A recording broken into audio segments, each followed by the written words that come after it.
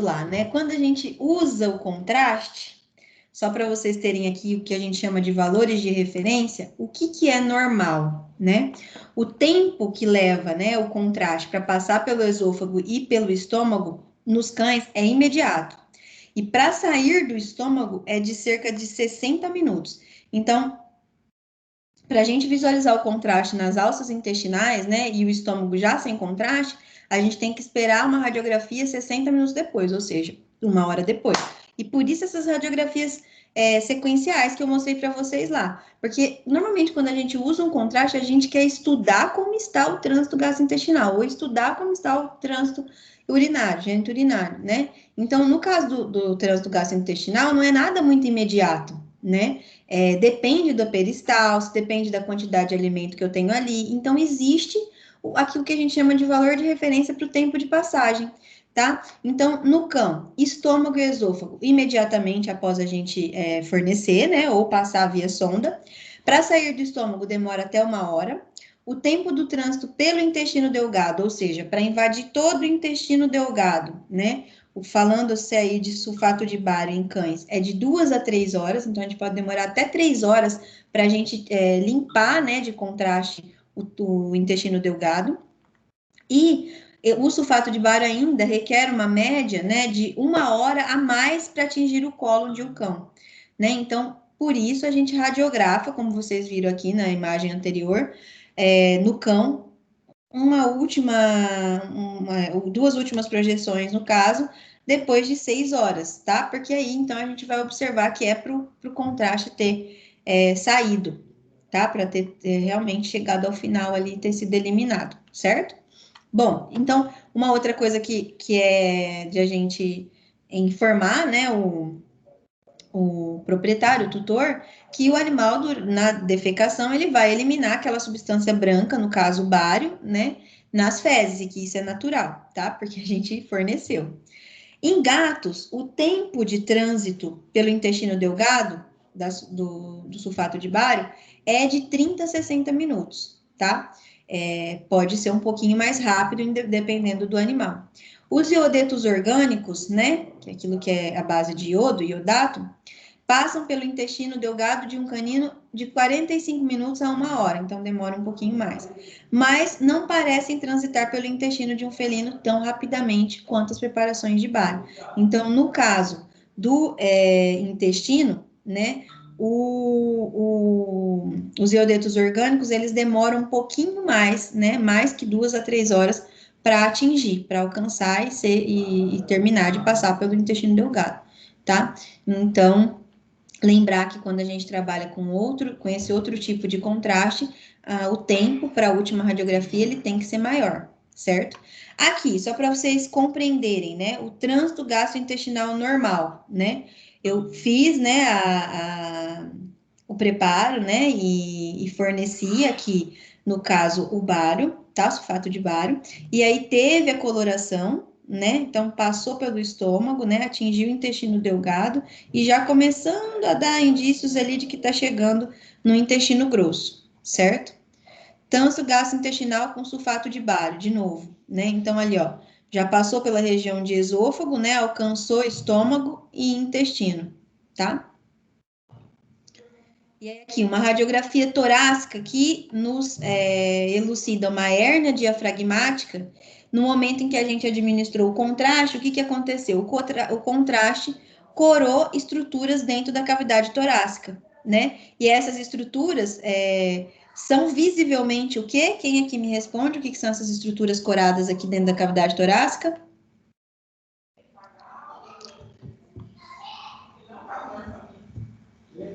Quem? O que é isso aqui dentro da cavidade torácica?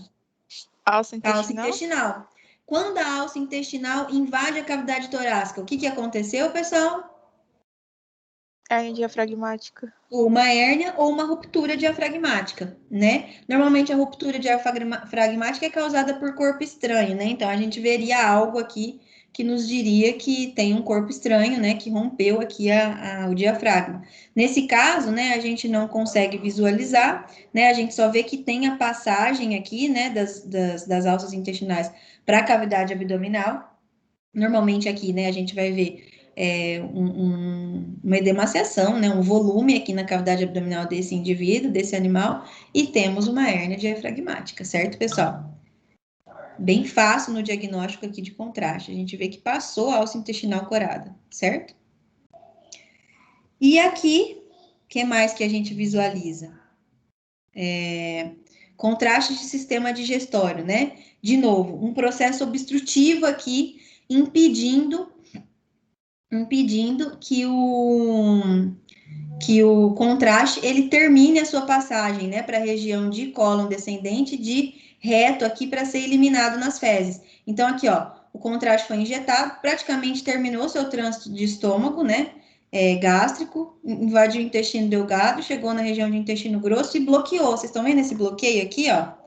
Esse aumento nessa suspensão nessa região? Quem visualiza, quem não, turma? Sim, pro. Obstrução.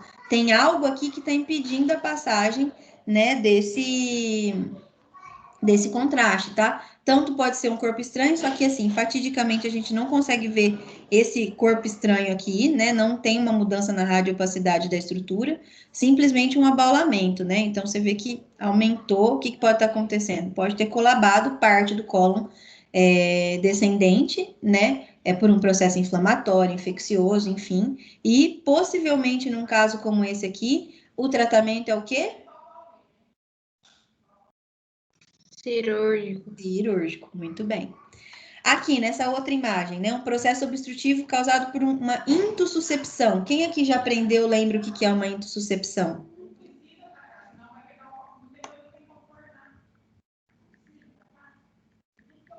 Hein, pessoal? Tô só respondendo. Alguém se lembra?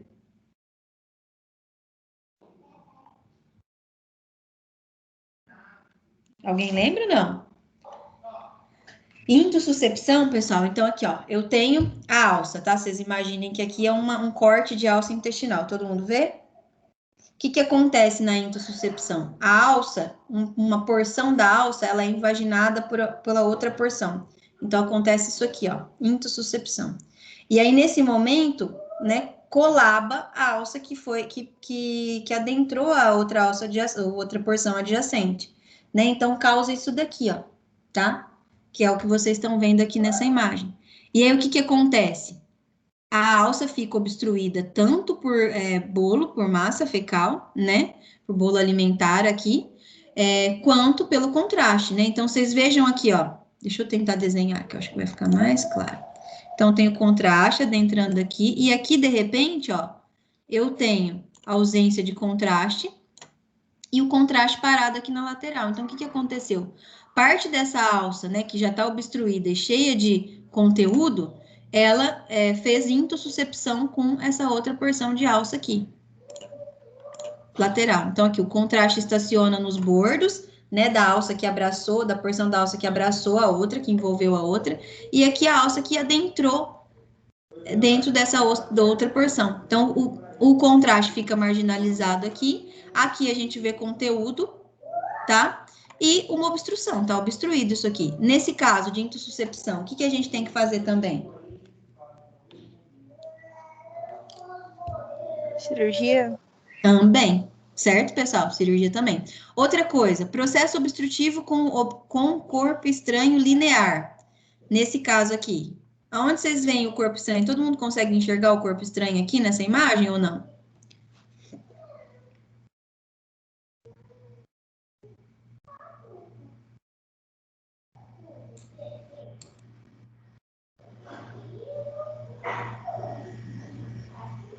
Tá bem ruim essa imagem, na verdade, né? É onde tá mais radiolucente?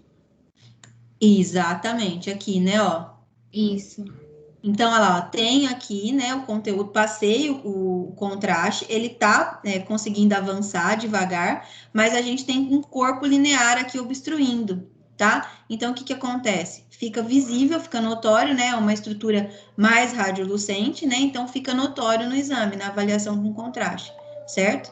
E isso daqui, à medida que ele vai avançando, se ele conseguir avançar pelo tamanho, ele não avança nas alças, né, ele pode obstruir mais ainda a passagem, impossibilitando totalmente o trânsito, tá? Inviabilizando o trânsito. E agora aqui, um outro corpo estranho. Agora um corpo estranho radiolucente. Todo mundo consegue ver esse corpo estranho radiolucente nessa imagem? Ou não? É esse grandão aí? Isso daqui. Isso. Vocês lembrem que o estômago fica mais localizado nessa região aqui esquerda, né? Vocês lembrem disso. E assim, né? Posicionado nessa posição aqui, né? Em J, o estômago do gato, e em U, o estômago do cão. E aí, o que que aconteceu? O contraste, ele tá conseguindo avançar em partes, tá? Mas ficou uma estrutura super radiolucente aqui. O que é essa estrutura aqui? No caso, foi uma esponja, né? Ela absorveu bastante contraste. Então, o que aconteceu? Ela ficou bem radiopaca, como vocês estão vendo aqui, radiolucente, como vocês estão vendo aqui, né? Nesse caso. E aí, aqui absorveu, o estômago absorveu bastante contraste, e na vazão, à medida que a esponja foi avançando, né? Lá na região já de intestino, o que a gente observa? Uma região radiolucente, tá? Uma região mais escura. E o que é essa região aqui, pessoal? O corpo estranho.